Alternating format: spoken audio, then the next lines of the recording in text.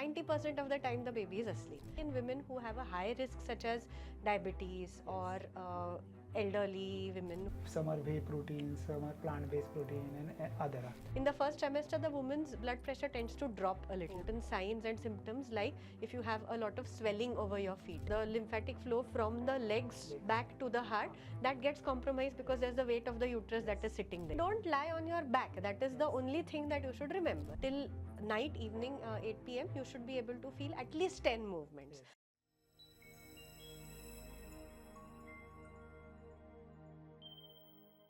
In last episode we saw about the first 5 months of pregnancy. Now this episode onward we see about what happened after 5 months of pregnancy till delivery. Okay, so we have again Dr. Mansi, who is the excellent speaker and very knowledgeable doctor, and very factual answer she has given to us and enlighten us about our patient journey in a pregnancy part. So welcome, doctor. So Thank you. Today at the episode of Beyond Care, we are asking you to just elaborate and give us a similar brief discussion on ideas and bust the myths about the 5th month onward pregnancy journey. So patient, pregnant female who is now 5 months finished, okay, she went, had a shooting about her pregnancy, and she went for the baby moon, and everything is done now. So now she is 5th month. Can you just let us know what happened in a 6 months of pregnancy? So after the anomaly scan is done, Yes. we usually do another important sonography, Yes. which is called the fetal 2D echo. Yes. That is done somewhere between the 22nd to 24th week, Yes. because sometimes it is very difficult. The fetal heart, the baby's heart is very small, Yes.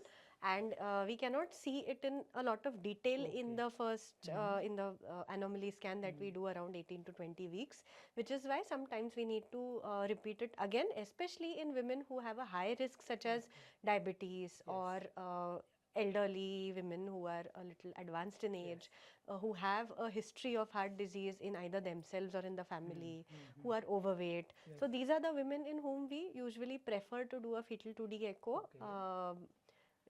At around 20, 6 months of yes, at pregnancy. 6 months. So when the pregnant patient go to the doctor, she had the 2D echo and everything, fetal 2D echo is done.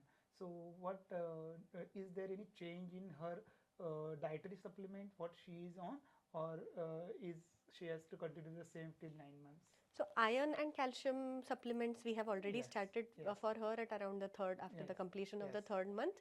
We also, the meal, now the woman starts feeling hungrier.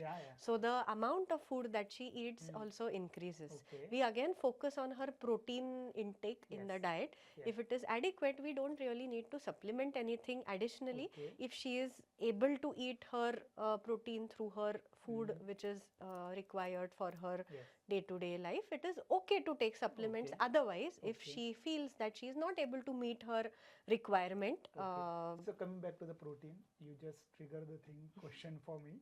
So nowadays, you know, there are a number of type of protein available. Some are whey protein, some are plant-based protein, and other are. So can you just let us know which protein is good in a pregnancy? I personally favor whey protein because, but then again, it depends on your dietary preference.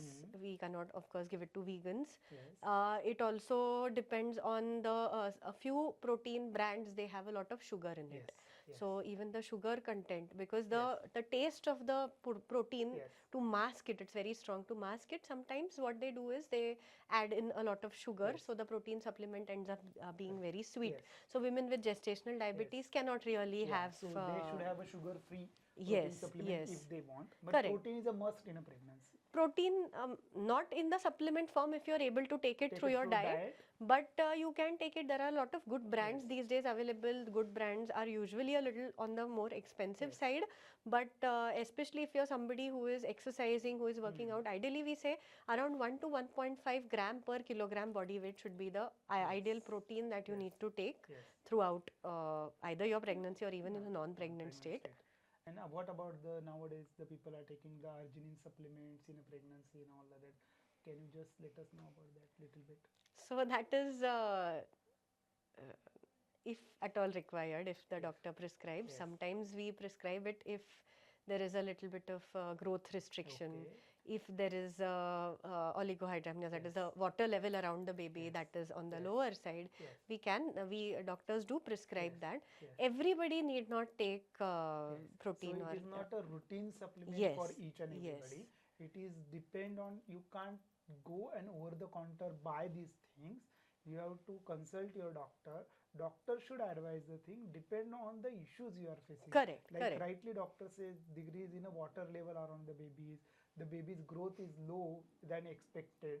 Then these things can be added. Yes, Yes. yes. So when the now patient come around 7 month and 8 month of pregnancy, what happened in that part of the pregnancy? So now we focus a lot on the weight gain of the mother, Okay. because the now ideal weight gain in the second and the third Yes. trimester, we recommend not more than 1.5 to 2 kilos in a month. Okay. That is not more than half a kilo in a week. Yes. Why? Because more than that, you could have certain issues like Yes. gestational hypertension, that is Okay. high blood pressure in pregnancy, Okay. which we call PIH or So preeclampsia. again coming back to So- that, ma'am, can you just give a glance about the preeclampsia Yes. or PIH? So normally preeclampsia or pregnancy induced hypertension, Yes. like we used to call it Yes, initially, yes, yes. that is normally seen, the hypertension, that is high blood pressure, diagnosed after 20 weeks, that is after the Okay. 5th month of Okay. pregnancy. Okay. So sometimes normally what happens is, as a part of the normal change of physiological change of pregnancy, in the first trimester the woman's blood pressure tends to drop a little bit because Okay. there is vasodilation, and then later on because of certain changes, Yes. not everybody has Yes. a pregnancy induced hypertension or Okay. preeclampsia. Few women might get it, but Okay. it is very important to diagnose it. So that is why we check your BP at every antenatal visit. Yes. We ask you to monitor for certain signs and symptoms, like if you have a lot of swelling over your feet. So Okay. normally after the 5th month, women generally have a little bit of swelling, but that's mostly dependent swelling. It happens mostly at the end of the day. If you Okay. spend a lot of time sitting or standing, you have, so because of the growth of the uterus, the blood flow, the lymphatic flow from the legs back to the heart, that gets compromised because there's the weight of the uterus that is sitting there.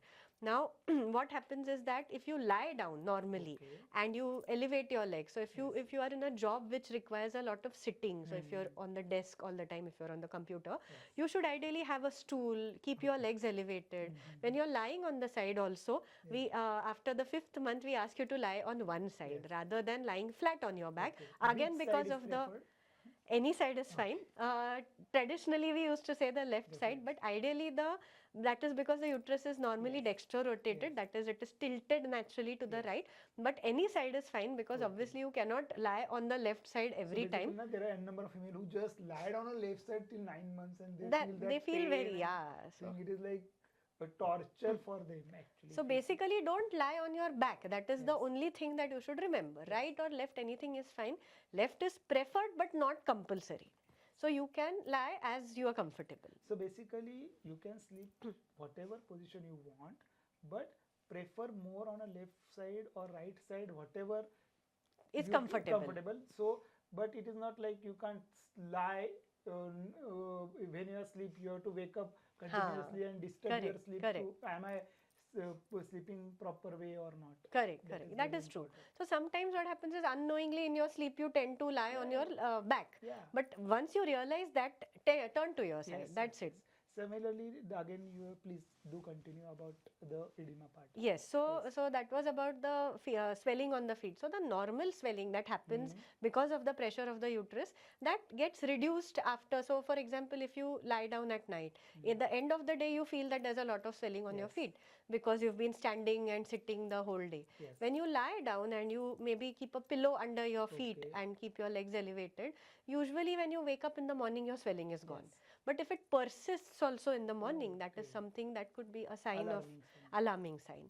Second thing is that we also ask the patient to check for certain symptoms of impending eclampsia, as we call it. Yes. That is heartburn, a lot of heartburn, Yes. headache, Headache. then vomiting, a lot of vomiting. Then you have your urine output is lesser.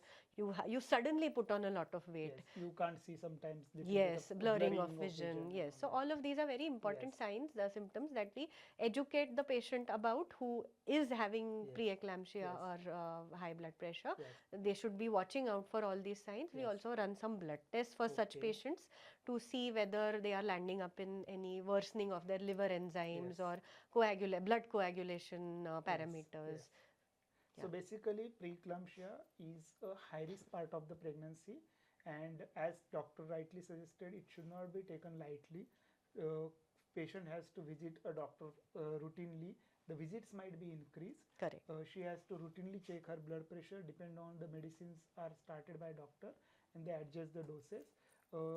Those warning signs what doctor suggested for a preeclampsia are very important, and if anybody feels they have these warning signs, please consult your doctor immediately and go to the ER, because these are very important signs of preeclampsia.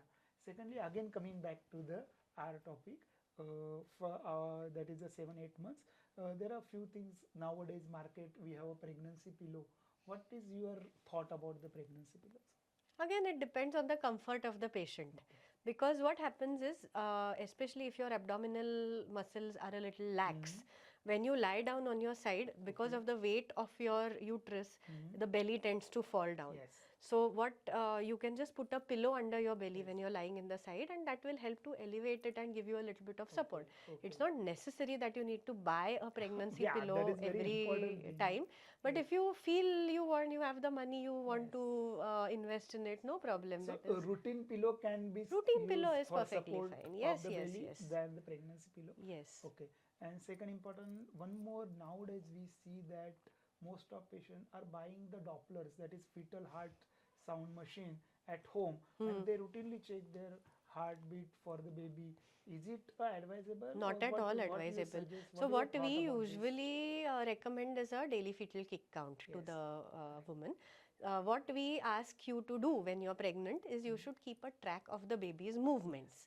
So there are two ways of measuring it. Yes. One is what we call the Cardiff count of 10, Yes. in which we ask you to measure, say for example, you start at 8 o'clock in the morning. Yes. Till night, evening, 8 p.m., you should be able to feel at least 10 movements. Yes. Normally, these are felt in the morning and then you stop counting.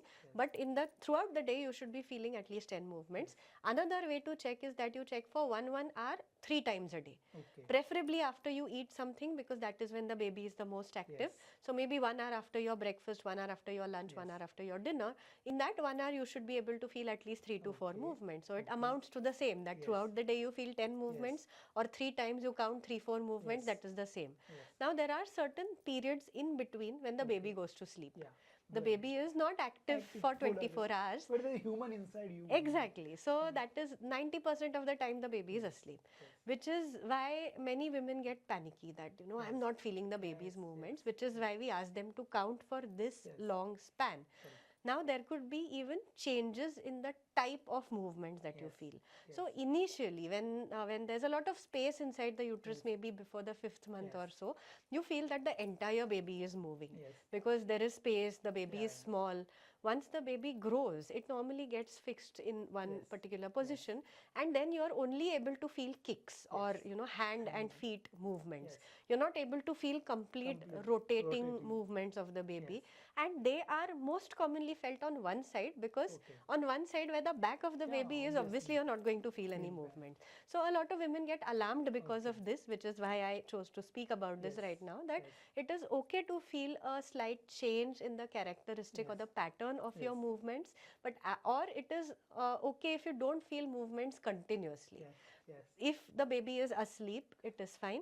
If you are able to feel at least 10 movements in a day, or if you're able to feel 3 to 4 movements 3 times a day, that is perfectly fine. So actually the baby movement is much more sensitive than the what you buy a Doppler. Doppler you can buy, but you have to understand that the heartbeat of baby has a variation. Correct. Because baby move in a uterus, so varies from the low down to the high. Okay, and your doctor is a person who can analyze that variation, not you as a patient. And secondly, sometimes you can also pick up your own heartbeat. Yeah, you can pick it's up called a your own- uterine shuffle. So sometimes you can feel that it is the baby's heartbeat when it is actually your Correct. blood flow, your Yes. uterine blood flow that Yes, you are yes. feeling through the So Doppler. the person has to be expert to use the machine. Correct. Okay. So better way is a simple traditional way. What doctor suggests is a Cardiff count, which are the daily kick count. You can start it after a 28, 32 weeks, and you can keep the chart of that and bring it to the doctor when you want to be. So if you want, that is very important. And basically, anytime you feel that you're not Yes. feeling those many Yes. movements, you should not wait till next morning to Yes. go to your doctor. Yes. Immediately, you should go to the ER at any time Yes. of the day or night. Yes. So now after finishing the 7 month, 8 month, at around 8.5 and 9 month, what happened in a pregnancy? Can you just let us know about that part? So we usually do a growth scan somewhere around the 7th month, and then Yes. again nearing to the delivery, Yes. 36 Yes. weeks or so, to find out the weight of the Yes. baby, the position of the Yes. baby, the water level, the Okay. blood flow. So all these things are monitored. Yes. Normally, the baby's lung maturity happens around this time, around the 9th Okay. month, Oh, 8th month when okay, when okay. it ends. So, Mm-hmm. of course, there are a lot of trials that have been undertaken, Yes. which also say that maybe the lung maturity. The lung maturity basically a very important Yeah. or So interesting what can you part just about. explain our viewers about what is lung maturity? Yes. So when the baby is in the mother's womb, Okay. it doesn't have to breathe by Yes. itself. Or even if there are baby breathing movements, that is not doing the job of oxygen exchange Yes. like we are doing. Yes. So because it is suspended in the amniotic fluid, so the oxygen exchange or the purification of the blood of the baby is done by the placenta Yes. of the mother. Okay. So the mother is doing the work of purification. Now once the baby is born, what it needs to do, why are we so focused on the baby crying after Yes. birth, Yes. is because that is the first breath of Breath the has baby to is be very taken, important. yes. And that is when the baby actually learns to use its lungs. Yes. Now sometimes the baby's lungs are not yet mature, Yes. and especially if the baby is premature. So if we deliver such premature babies, they are not able to breathe well on their own. Okay. They need some support. Maybe they need to be on a ventilator, or they need some respiratory support, some CPAP or something, and or they need to be given certain. So there is a substance called a surfactant Yes. that is secreted in the baby's lungs, Yeah. which normally happens somewhere around the 37 weeks or so, which is why we say that 37 weeks and beyond it is okay to deliver the baby. Okay. Though nowadays, because of the recent trials, we say that the later the better, Yeah. because late preterm and early term Yes. babies have also been shown to have respiratory distress in a few trials. So we usually wait till you're near to your due date, unless of course there are any medical indications for inducing your labor or delivering you early. So basically, there is no hurry to deliver. Okay. Even after you cross your due date, still you can wait for few days or 1 or 2 weeks, 1 week at least. Okay. It depends on your facility where you treat yourself. Secondly, the backup you have at that time. Correct. Okay. And your doctor's decision and your condition also. Yes. Your health condition, all these parameters has to be assessed, and then decision has to be taken. Yeah, and then sometimes also if we are anticipating a premature delivery in certain patients, like for example, sometimes the water breaks. Yeah. So in such women, maybe around the 8.5 months, sometimes the water breaks. Okay. And at that time, we anticipate that maybe we will have to deliver her early. Okay. So we prefer to give steroid injections to the mother, which help in the lung maturity of the baby. So usually we give 2 doses of steroids, which are given 24 or 12 hours apart as per the condition of the mother is at that time. So after the 34 weeks, 36 weeks, as you suggested, now what a pregnant woman has to be planned for herself when she is visiting to the hospital? What is to be done in that period? In the 9th month. Yeah. Okay. So it includes the clothing she should buy for a baby, the things she should do in the part of that last journey of her delivery. So again, it depends on your hospital. Many hospitals provide the clothes for the newborn immediately after delivery. So you need not panic too much about it, because sometimes you need to rush to the hospital in an emergency and you don't really have time for all of that. What is important that you reach the hospital first, and after that you think about what is needed.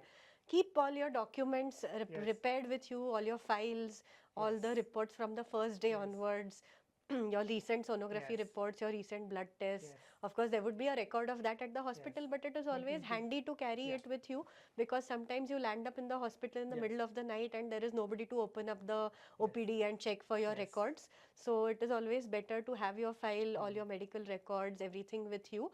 Uh, Second thing is that we always educate the patient at this time about symptoms of labor. Yes. So you should be able to identify whether what you are having is labor pain or whether it is false Yes. labor pain. Yes. So labor pains are normally very much like your period pains. Yes. They start from your back, they come to your belly, they go down to your thighs.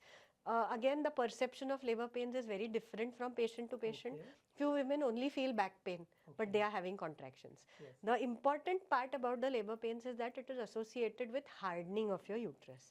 So if you put your finger on your belly, if there is no contraction, the finger goes inside. Oh. If there is a contraction, that is the uterus is getting hard, it will feel like you are putting your finger on your forehead. Oh, okay. So it becomes very That hard. much hard. Second thing about these contractions is that the frequency, intensity and duration Yes. goes on increasing, Yes. which are true labor pains. If it is a false labor pain, like for example what we call as Braxton Hicks contractions. So they are also contractions that a normal pregnant uterus gets, but they are irregular. Okay. Any time in the day you get one small contraction and it goes off. There is no significance to it. But if it is labor pain, the contractions go on increasing. For example, initially you might get a small pain for once in half an hour, which lasts for hardly 5 seconds. Gradually the frequency will increase. You will get pains once in 15 minutes. You will get them in 10 minutes. Yes. The duration and the intensity of the pain goes on increasing. You get them 5 seconds, 10 seconds, 15 seconds, and then they get really strong. So that is about the labor pain. Okay. Second thing is that if you feel any water leaking, Oh. so that is like passing urine, but you don't have any control on it. Okay. Now normally the white discharge in pregnancy is slightly more than the non-pregnant state, which is not the water breaking, or it is not the PROM as we call it. But if there is a water leak, you don't have any control over it. You will feel that your clothes are getting wet. Okay. So that is another symptom when you should rush to the Yes. hospital immediately. Third thing is that if you feel any bleeding, Okay. so if you start bleeding, that could be your mucus plug that Yes. is getting expelled, or even any sort of bleeding, like we said Yes. before, in pregnancy is abnormal, especially if it is profuse bleeding. It is Okay. something that we call abruption or placenta previa, which could cause antepartum hemorrhage. That is also something that is like your periods. If you start bleeding, you should immediately go to the hospital. And if, of course, if you don't feel the baby's movements, or if you feel that they are less, those are all the warning signs which we educate the patient about, that in the 9th month she should be aware. If you have any of this, you should not wait till the morning, you rush to the hospital immediately. So these are 4 important warning signs every pregnant female has to be remembered. Correct. And if any of that she feels, she has to rush to the hospital. Yes. So when a female comes to the hospital, actually, what happens and why there is a decision of normal delivery or cesarean section? Is there any difference in outcome of the baby's born with this procedure, or should a patient should opt directly for a cesarean section? No, why should she? Yes. Okay, actually, Yeah, this the is a big decision, question yes. actually. But can you just break it in a part and let Yes. every viewers to understand when she comes into the labor room, what the things happen and how the process? Yes. So there are many parameters based on which the decision of delivery is made, the mode of delivery is decided. It depends on her her condition. So basically the maternal condition, whether it is a low risk pregnancy, whether it is a high risk pregnancy, whether she has any so for example severe preeclampsia, impending eclampsia. So high BP can also lead to convulsions or fits in the mother.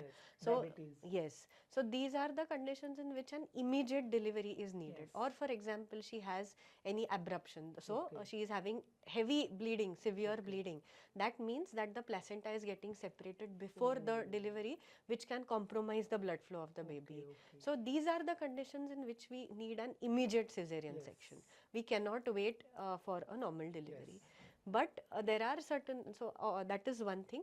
Second part is also her previous medical history. Yes. Like for example, if she has had 2 cesareans before Yeah. this, then the place where she has had the cut on the Cut, uterus, yes. that is a little weak, Yes. that hasn't healed well. So Yes. what happens is sometimes there could be a rupture of the Oh. uterus in labor. Because Yes. of the labor pains, the Yes. uterus can give way. Yes. So that is when we need to take a decision.